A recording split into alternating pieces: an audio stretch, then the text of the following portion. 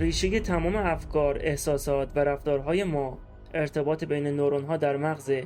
امواج مغزی توسط پالس‌های الکتریکی هماهنگ از توده‌های نورون‌هایی که با یکدیگر ارتباط برقرار می‌کنند تولید میشه. ما در این ویدیو امواج‌های مختلف مغز و همچنین کارکردهای این امواج رو بیان می‌کنیم و در بین این امواج یکی از موج‌ها فرکانسی ثابت نداره که تا حدودی اون رو ناشناخته کرده. پس با ما تا پایان این ویدیو همراه باشید.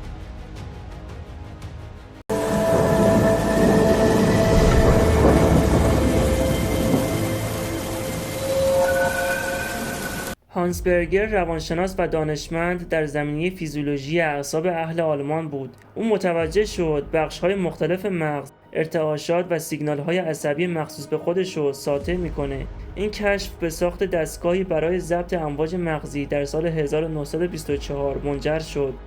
امواج مغزی بر اساس فرکانس به دسته‌های آلفا، تتا، دلتا، گاما و بتا تقسیم میشه. هر یک از امواج مغزی مسئول کنترل و اثرگذاری بر بخشی از عملکردهای ذهنی، هیجانی و رفتاری انسانه.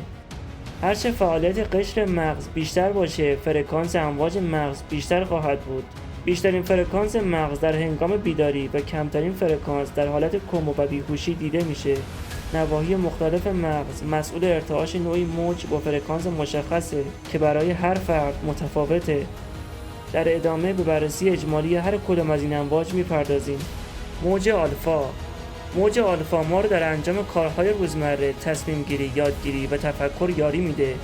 این موج خودآگاه ما رو در حالت فعال و کنونی هوشیار نگه میداره.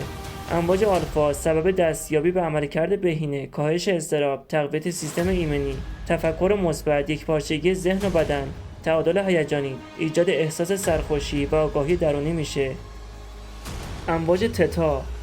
امواج تتا در زمینه‌های بهبود بینش و خلاقیت کاربرد و در بیماری‌های شدید مغزی نیز دیده میشه.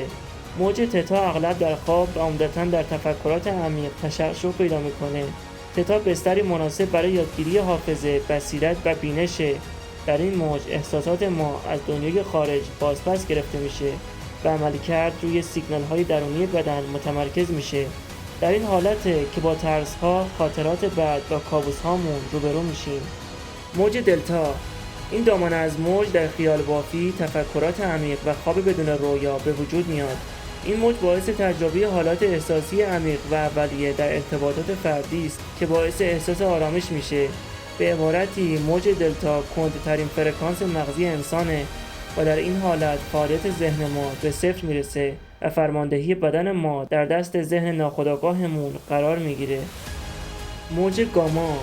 گاما سریعترین موج مغزی با فرکانس بالاست. این موج انتقال دهنده سریع اطلاعات و در آن واحد به مناطق مرتبط مغزی است. سرعت این ارتعاش مسیر کشف و شناخت این موج رو در حاله از ابهام قرار داده. این موج باعث افزایش درک و قدرت انجام همزمان چند فعالیت ذهنیه. محققان به این نتیجه رسیدن که عشق و پرهیزگاری باعث افزایش ارتعاش این موج میشه. موج بتا. زمانی که مشغول انجام کارهای روزمره زندگی هستیم، هوشیار و مواظب و متوجهیم، با مشکلاتمون دست و پنجه نرم میکنیم، قضاوت میکنیم، تصمیم میگیریم یا فعالیت ذهنیمان متمرکز راه رفتن یا رانندگی میشه، امواج مغزی در محدوده بتا قرار میگیره. تعداد زیادی از داروهای آرامبخش و خواب‌آور امواج بتای مغزی رو زیاد میکنه. بنابراین برخلاف آرامش ذهنی، فعالیت قشر مغزی این افراد بیشتر خواهد شد. همچنین گاهی که فرد تحت تاثیر این دارو به خواب میره، به علت تغییر در الگوی امواج مغزی خواب طبیعی نخواهد داشت. همین امر علت خستگی این افراد پس از خواب میشه. موج بتا به 3 دسته تقسیم میشه.